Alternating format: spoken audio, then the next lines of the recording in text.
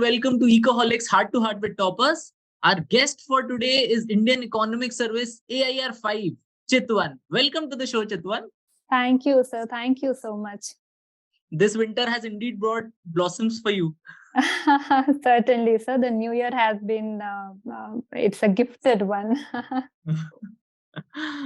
Okay, so we can know the secrets now since you have emerged victorious.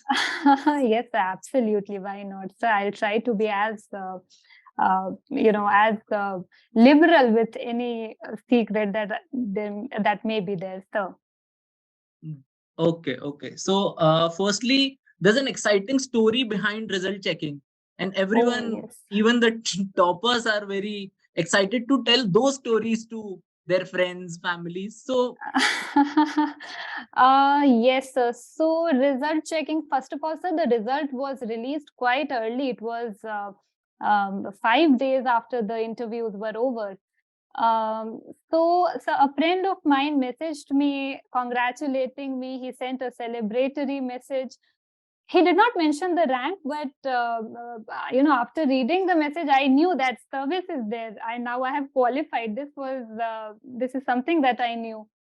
So rank was the only suspense, and so I went to the puja room. That is where I checked my rank, sir, and I was very happy, very elated, very relieved that okay, the Freud and Musgrave and Ahuja and Gujarati can be kept away at least for some time. okay, Yes, definitely. So you were expecting to be in the list, but the rank was something you didn't expect. No, sir. List mein Anna was also not expected. The message told me that the name is there in the list. Certainly, sir, my interview was also very dicey and very, whimsical kind. So I was not expecting my name. Okay. Now, we can start with a brief background about you so that aspirants can relate to your story more. Sure, sir. So I did my schooling from Delhi Public School, R.K. Puram, sir. Then I did my honors in economics from Lady Shri Ram College, my masters in economics from Delhi School of Economics. Post that, sir, I decided to write Indian Economic Service examination, and this was my first attempt at it. And I have managed to secure the rank, sir. This is the broad story, sir. So you, as I hear your schooling as well as graduation and post-graduation, all of are from the India's most prestigious colleges. Yes, sir. How do you think these have contributed to your preparation? Sir, so certainly they have aided in the academic aspect, but we all know about the academics, sir. So let me speak about something more than that. So first of all, sir, my teachers, sir, they have imposed immense faith in me.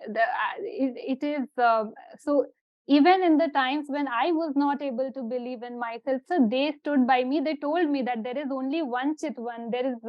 There may be X topper, Y topper, Z topper, but there's only one Chitwan. You should never forget that you are absolutely special, and you should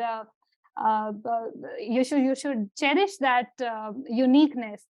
And they always encouraged me to strive towards excellence, and probably that is what got reflected in the result. Talking about the peer group, sir, they have again in their own ways, sir, motivated me to do as good as I could. And certainly, sir, many of them were a source of motivation, given that they already qualified into different examinations and services. So this has broadly been the contributions of my alma mater.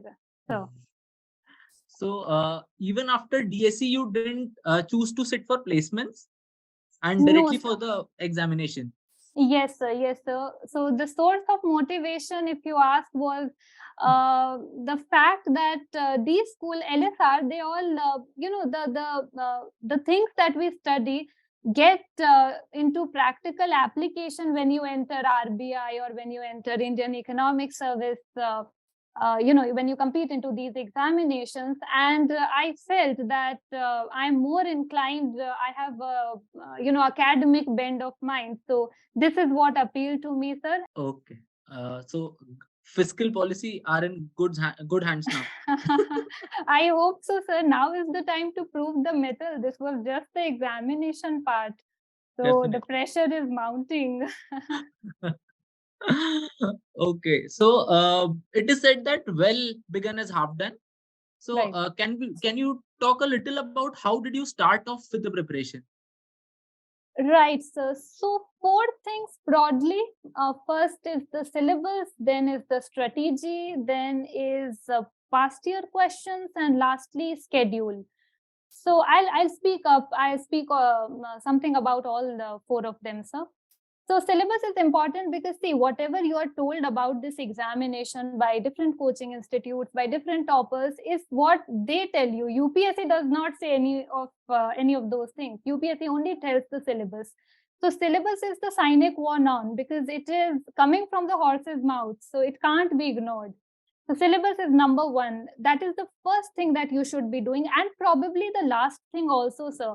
Right before going into the examination hall, the only thing that I went through was the syllabus. I was just seeing the syllabus, no revision material, nothing. I just went through the syllabus.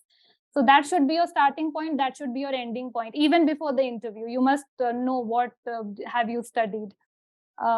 Then talking about the strategy, so once you understand what needs to be done, the question of how starts, how needs to be answered.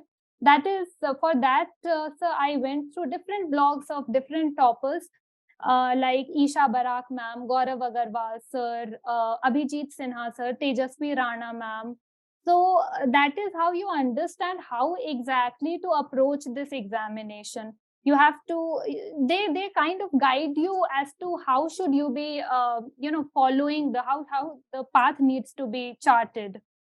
Then PYQ again, what UPSC wants, what kind of an officer are they looking for? Do they want someone with an analytical brain of mind, someone with a factual brain of mind, or someone with a healthy mix of the two?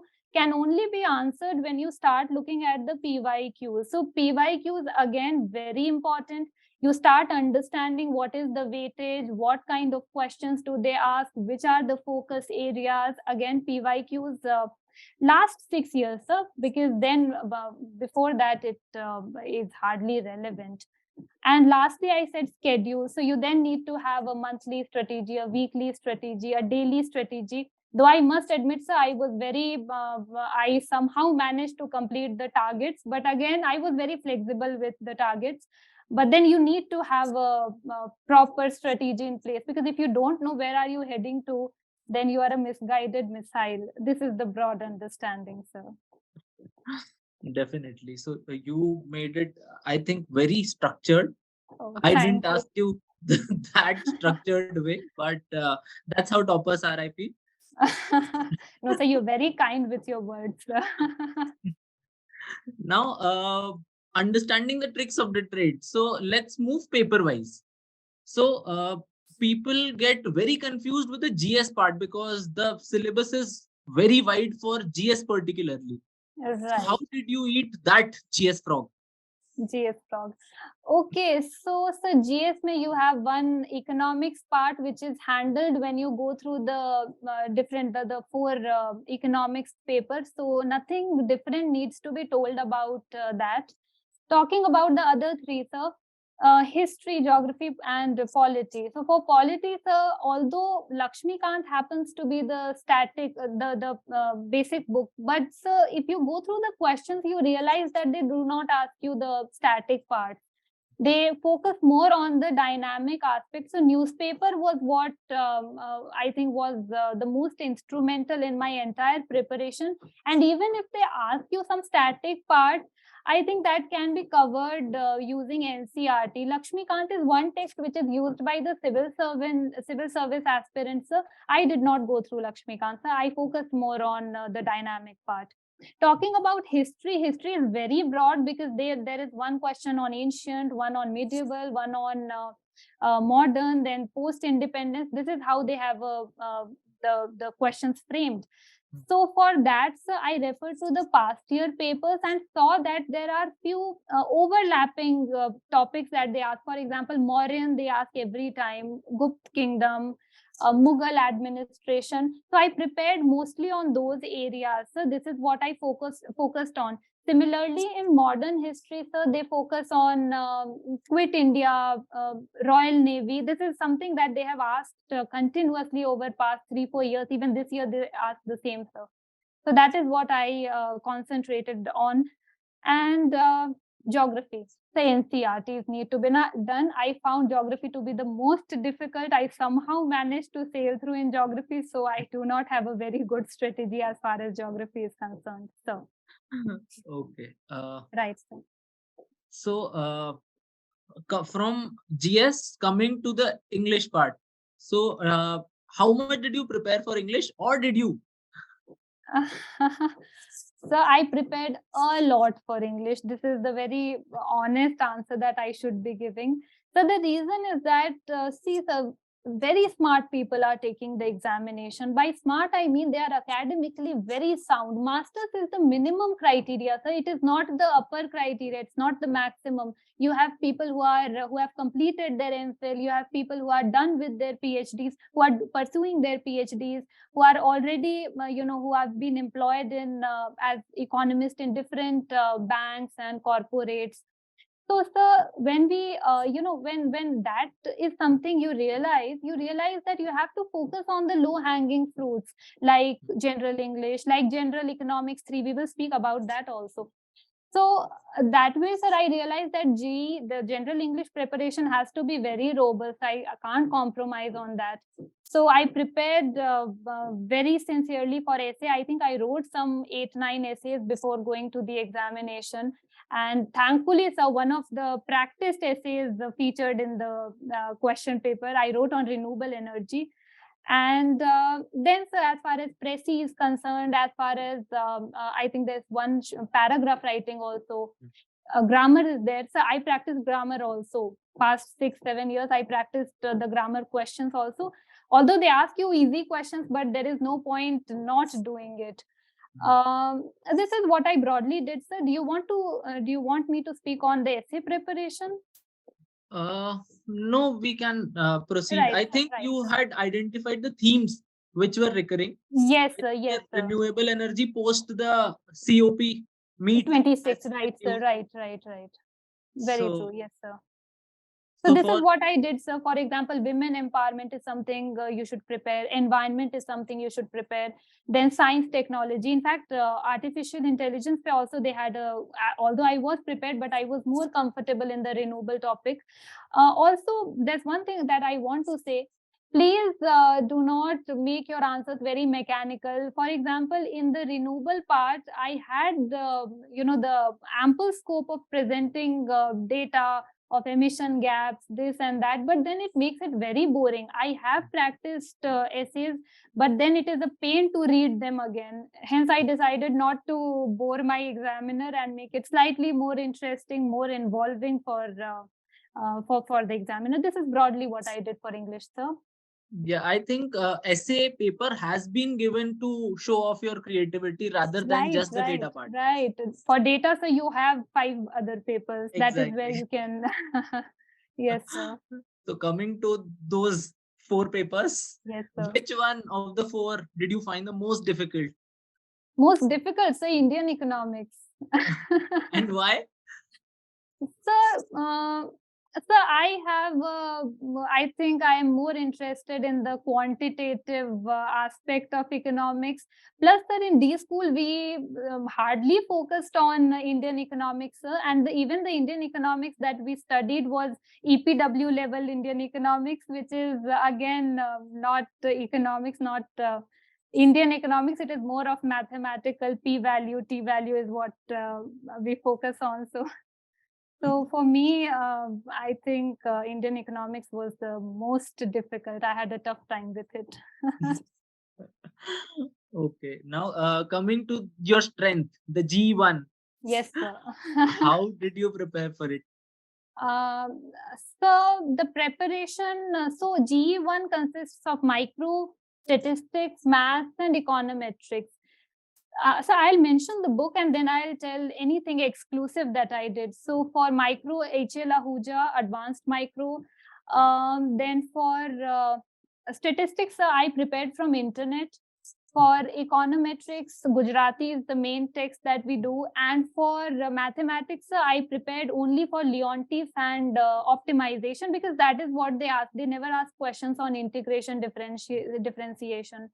And anything exclusive, so I realized that what is most important in general economics one is the fact that you have to be on your feet. There is this expression, you have to think on your feet, because they will ask you that, okay, tell us, let us say, what is Kalecki's model, what is what is long run monopoly equilibrium. You have to be very quick with the graphs. So my preparation was centered around graphs. I had prepared a complete holistic list of the graphs. So there were around 400 graphs in GE1. So, and I practiced them every Sunday. Every Sunday I practiced the graphs, because otherwise if I ask you, okay, tell me snob effect, immediately show the diagram. The skill is to produce the graph in that time, under that time constraint. So this is what I broadly did for GE1. Although, sir, you mentioned that GE1 was the strength, but unfortunately, sir, I could not attempt an 8 marker. That happens to be a regret, because I feel the rank could have been much better if those 8 marks were attempted. Yes, so now, Steve Jobs said that you can only connect the dots looking backward. I think now I regret it. Why 5? Why not 3? Why not 1? That could have been there. Yes, Yeah, sir. yeah. I think while in service, you will achieve those heights. I hope so, sir. I seek your blessings, your good wishes, sir.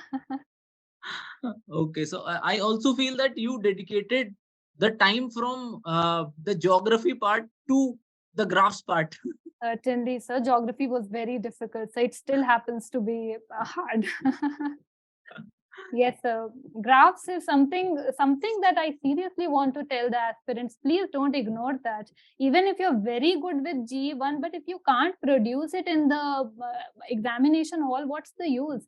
This is not a test of your, it is a test of your knowledge, but it is a test of your knowledge in the given time and space constraint. Space also, because these days they give you a QCAB. You can't write whatever you want. There is a space constraint also. Yes, sir. Definitely. Now, let's move paper-wise Right, for the sources as well as your preparation strategy. right. Now, coming to G2. Right, sir. So GE2 broadly has, this is the longest paper, it is the most time-taking paper. So GE2 broadly, you have microeconomics, you have macroeconomics, you have financial market, you have international, and you have growth and development, and then certain small topics. I have not mentioned them because I prepared all of them from the internet. Like institutions, like you have economic thought, then these small macro topics like accounting and all. So this I prepared from the internet. Now let's talk about the 4 that I mentioned. So macroeconomics, I read Freund and complemented it with H.L. Ahuja, because there are some parts which are missing in Freund and they need to be covered. So H.L. Ahuja was what I read. Then talking about financial and capital markets, again from the internet. Internet is all that I refer to for financial markets. Growth and development, Jhingan book is what I did. And international economics, Salvatore. That is the book that I read. The basic books are what is recommended by most of the toppers and what is known to most of the aspirants as well. Now, so one thing that I think that I exclusively did for GE2 was that I tried to link it with current affairs. So, for example, if they ask you a question on, let's say, multiplier effect, then you must talk about, let us say, Make in India. That, okay, Make in India will lead to, or Make in India will lead to, yes, investment, and then income will increase more than the investment, which is the multiplier principle. So if you link it with the current affairs, then your examiner gets this idea that it is not just Freud that you have read, but you are also able to see the application in the real life. And that is exactly what your service expects you to do. It does not want you to read books and keep taking examination. It wants you to apply those concepts to real life, and that is what you should be telling them in the examination. Similarly, growth and development provides you with ample scope of relating it with the different current events, and you should try to leverage it to your advantage. This is exactly what I did, sir. Yes, sir. Again, this is it. So. And these linking to current affairs make very amazing conclusions. Right, sir. Right. Yes. Yes. And in fact, sir, your answers sound very eclectic, very erudite when you try to present it that way. And probably that is the kind of officers that they are looking for. This is my understanding, sir. Still, the marks are not out. I don't know what did they like, what did they not like. But yes, so this is broadly what I think worked for me. So. And while we were referring to the books, I think you did not read the books cover to cover. So what was your strategy when you took out some book which was referred by the topper? Yes, sir. Yes, sir. So the broad strategy is that please try to map it to the syllabus. If it is there in the syllabus, then you should be covering it. So the idea is to cover the syllabus. The idea is to cover the concept. They don't ask you that, okay, tell me what did Freud say on this, or what did Ahuja say on this. Similarly, sir, even when you read the newspapers, sir, they never ask you what was the opinion of Dr. C. Rangarajan, or what was the opinion of, let's say, Professor Ashok Lahiri. This is not what they ask you. They ask you, what is your opinion? Your opinion is shaped by reading these people. But again, it is your answer. So concept has to be focused on, sir, not the book, not the author, not any of that kind. So Definitely. Now coming to the G3 part. Yes, sir. So when we were talking about general English, that is when I mentioned that, see, you cannot compete with, with people just on the basis of knowledge. You have to focus on low-hanging fruits. And GE3 is the best paper to focus on. Because, see, even your econometrics paper will be for 200 marks. And here you have 200 marks being, given for simple papers like state market planning, environment economics, then you have public finance, micro also, they have the small market structure portion. So this is very, very, very scoring paper. And so I gave it ample time. I devoted a good amount of time for my preparation of GE3. And again, sir, here the exclusive thing that I did was I prepared for it, because I think people don't prepare for it. This itself is a secret, that people don't prepare for it. They ignore it. They think that, okay, ye to general sa hai. It's please remember that out of 1000 marks, 20% is with this paper, and this can be, the cost benefit ratio is very, very favorable. Now, talking about the books, public finance, I did H.L. Bhatia and Musgrave, sir. Musgrave, I did not focus much. I did not like the book much, sir. So Musgrave, selectively I read it. Then environmental economics, I could not complete the paper, as in not the written paper, but I could not complete the syllabus. Some Kyoto, Bali thing, I left it for the last minute preparation, and somehow it got it was left unprepared. So I prepared it completely from internet. I did not refer to Kolstad. Kolstad is one book which is suggested, but I did not refer to Kolstad. Then third was the micro part, the market structure part. Again, it was covered from H.L. Ahuja, nothing specific for that. And since the numericals were my strengths, I focused on the numerical part. I practiced all the Stackelberg, Cournot, Bertrand model, all of that was practiced.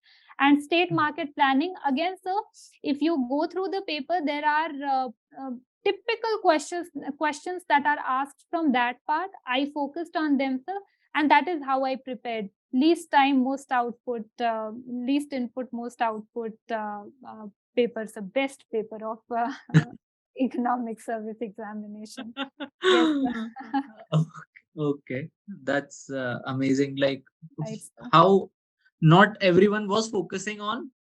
yes, yes, You grabbed most advantage. We feel that you grabbed most of the advantage from that paper only. yes. So in fact, this needs to be told to the aspirant that if you have to choose between econometrics and paper 3, please go in for paper 3. It will help you. Right. So, Definitely, the input output ratio is in aspirant's favor. yes, absolutely, absolutely. Now the elephant in the room, Yes, IE4 or yes, paper. Indian economics. So Indian economics is very difficult because it is very vast. So anything can be asked since independence. Because they generally don't ask prior to the independence. But again, so since independence, so many things have happened. It is very difficult to keep a track, understand what do they ask, what do they not ask. But so the broad understanding was that if you if you go as in a systematic manner, this will not be that big of a problem. So, for example, how I prepared for it, let us take one topic, let's say poverty and human development. This is a named topic in the syllabus. So I used to prepare a set of questions, as in what does someone want you to know when they talk about poverty. So let us say, what is poverty? What is absolute poverty? What is relative poverty? What is multidimensional poverty? What are the different indices? So I prepared a list of questions and obviously complemented it with the questions that are asked in the examination. Similarly, what are the different schemes for poverty? How do you analyze Narega? How do you analyze the urban mission? So this is what I broadly did. So I prepared an exhaustive list of questions, and thankfully, sir, the questions that were asked were from those. Since the list was very comprehensive, hence I feel that I was able to cater to the needs of the paper. Again, sir, since the preparation was primarily was not from one particular book, because the Uma Kapila or Datan Sundaram, Mishra Puri, they happen to be very huge books. So I was scared seeing them. So let alone the idea of reading them and then preparing notes. So I decided to focus more on preparing it from the internet only, and then the broad questions that I had prepared, and tried to find answers from the internet. This is what I did. As far as the exclusive thing, what I did in the examination hall was that I tried to complement my answers, again try to link it with the theory that we have read. For example, if they ask you, let's say, make in India, so you can talk about multiplier effect. If they ask you, let's say, about disguised unemployment, you can talk about Nerk's model, you can talk about Levi's model. That is when again they start feeling that yes, you are able to see your subject in the current happening, and again that is what your examiner begins to appreciate and probably mark you in a better way. Answer data, the furnishing data, name of the committees. This is what I did, so. And what was the source for these value additions? The The data, diagram, the committee. data. Yeah. Yes, sir. I think for data, sir, I refer to Vision IES magazine, the mains 365 that they come up with, sir, wherein they present you with they have this section of data, sir. They have this one section wherein important report, important data is mentioned. So I try to collect it from that one document. And as far as committee report is concerned, sir, it was on your website that I found that there is a list of committee on different, for example, for banking, then for payment system, for agriculture, you have Khusro committee, you have Nachiket More committee. So there is a list. I found it on Ecoholics only, and so I tried to go through it as many times as I could. This is what I did, sir.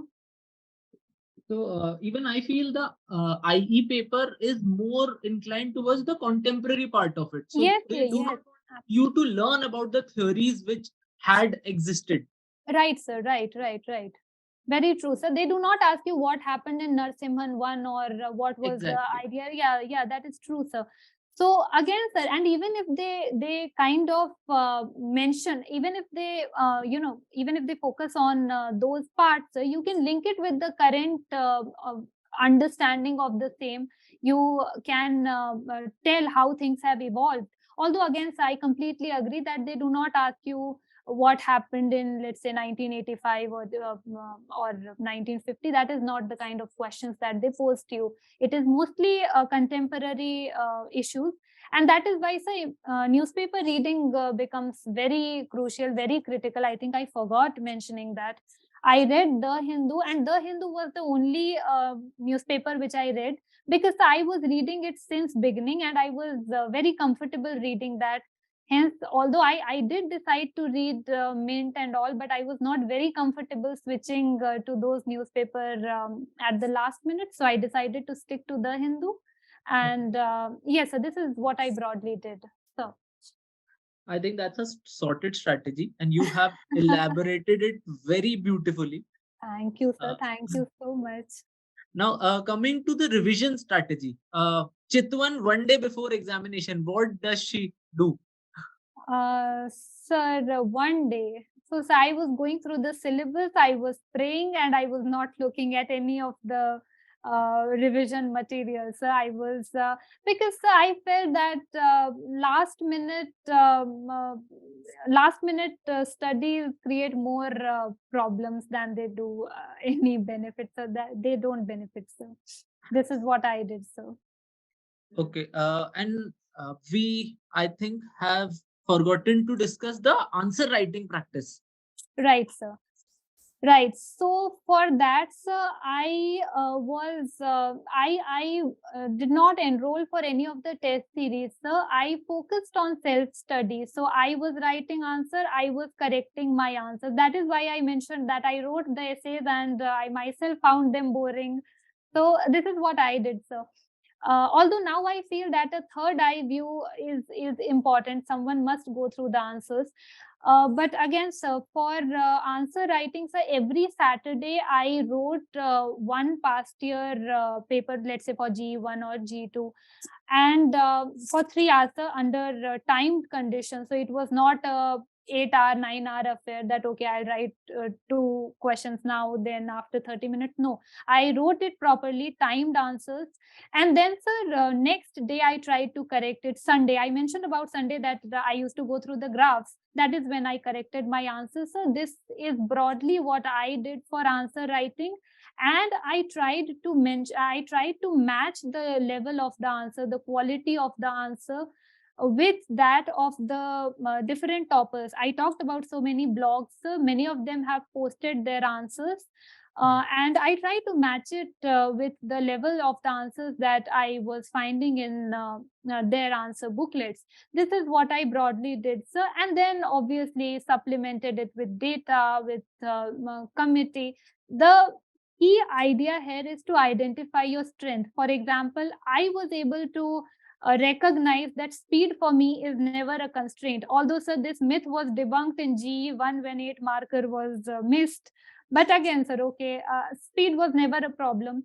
Quality of the answer gradually improves. And this is one message to the aspirant: please don't wait for syllabus to get over. Please don't think that, okay, one day when all the 4 papers will be prepared, because UPSC is one examination which has mastered this skill of never making you feel prepared. You will always feel underprepared. In fact, even after qualifying the examination, sir, if I have to take the examination again, I think still the element of lack of preparation will be there. So please don't wait for complete perfect time that never comes. Yes, definitely. UPSC, I think they want officers who can deal with situations which are not mentioned by the book. Obviously, so on their toes always. Okay, now coming to the interview experience. How was your interview experience? How did you prepare for it? So, sir, preparation was around what is suggested, that you should prepare your DAP holistically, your home state, your name, your place of birth, your achievements, your schooling, college, everything. But, sir, interview was a different ball game altogether, because they decided not to ask me any question from DAP, except for the introductory, maybe 2-3 minutes. They asked me on my hobby, because it was Hindi poetry, and I was quite sure that they will be interested in that. So they asked me some, even so the questions were not around Hindi poetry. They somehow linked it to Bollywood and to Amitabh Bachchan and Abhishek Bachchan, and this is what they decided to talk about. So DAF was not what they asked. Then, sir, similarly, there is a conventional, understanding that, okay, if you talk about tail question, if you give some hints in the answers, let us say you are asking me one question on, let's say, manufacturing sector, and I mention about, let us say, FTA, then the next question will be on FTA. Again, sir, UPSC has mastered this skill. They also know that what is taught to the candidate, so they decided not to ask those questions. Again, no follow up. Even if I was trying to lead the interview, they decided not to be led by it. But sir, the overall experience was good, sir. They make you feel very cordial, very comfortable. They also understand that you have qualified the written, you are already prepared, you already know a lot. Again, sir, the idea there is to remain very calm, very composed. There may be times when you might feel that I have answered even the most basic of the questions wrong. In fact, sir, I'll tell you, the third member in the examination hall asked me, name the book of Keynes. And I knew it, sir. Everybody knows it, sir. This is class 12th level the level question, sir. And I answered it wrong. I mean, that was a massive disaster. But then, and even then, the interviewer said that, okay, wrong. Now I will tell you what is the name of the book. And then he said, The General Theory of Employment, Interest, and Money. I am never forgetting it now, sir. So, yes, sir, they do try to make you, there are times when they will try to put you in pressured conditions. The idea is to remain very calm. I very humbly said that I'm sorry, sir, and I stand corrected. I think they took it in a positive sense that, okay, it is not the case that the child doesn't know. It is just the case that, okay, in the heat of the moment, or probably in the pressured situation, she was not able to answer. So just remain calm, composed, humble. Do not lie. They have all sources to verify your answers. They're very smart, and that is also, if you are very humble, very honest, you will not have a problem in the interview. That was an roller coaster interview for you. Yes, sir, it was, sir. No strategy, no amount of guidance was working. I was very petrified. But now that the name is in the list, I'm happy. Okay, whatever happened was for the good. Definitely, definitely. Now, coming to the mental preparation for the examination, Right. and how did you go through those low points while in your preparation? Right, sir. So, sir, one phrase answer is walk and talk.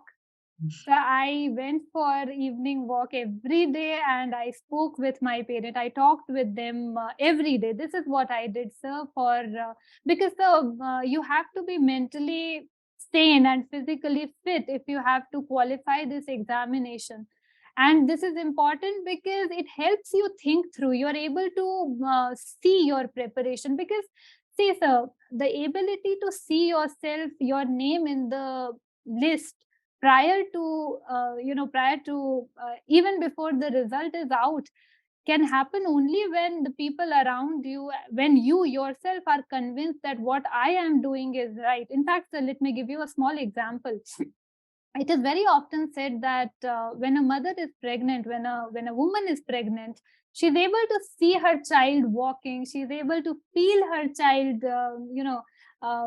she's able to see the child walking, jumping, playing, everything she's able to see. even when the child is still in the womb. It has not even started growing. It is still in the nascency phase. Similarly, the preparation also happens to be in the womb of time. You have to believe that it will happen, and it will happen, sir. And as far as the low points are concerned, the thing is that this question should have been directed to my parents, sir, because they were the ones who were confident of me qualifying. I was not very confident. So but then they told me that even if the selection rate is very high, even if the seats are limited, you just need one seat. You think about that. You don't have to think about what is the number 20, 25. That should not be your concern. So this is what I broadly did, sir. This is exactly what I did. Okay, the pillars of your preparation motivated you throughout. Yes, absolutely, sir. They could see me as an officer when I could not. I always told them that people are having a great life. They are, someone is in Seattle, in New York, in London, and I am in a room thinking about becoming an officer someday. So, yes, sir, they were the ones who encouraged. Absolutely, sir. Their contribution cannot be put into words. Absolutely, absolutely. It's not just my hard work, sir. You start realizing it when the result is out, that their prayers, their good wishes, their sacrifices is what enabled, which made this dream a reality. So, Okay. Now, Chitwan, coming to the last part, so how was your experience with Ecoholics? right, sir. So, Ecoholics. First of all, let me talk about the preparation part. So, sir, since Ecoholics, I mentioned about the committee list. Then, sir, for development economics, for growth and development, you have many videos up on YouTube which guided me, which helped me in my preparation.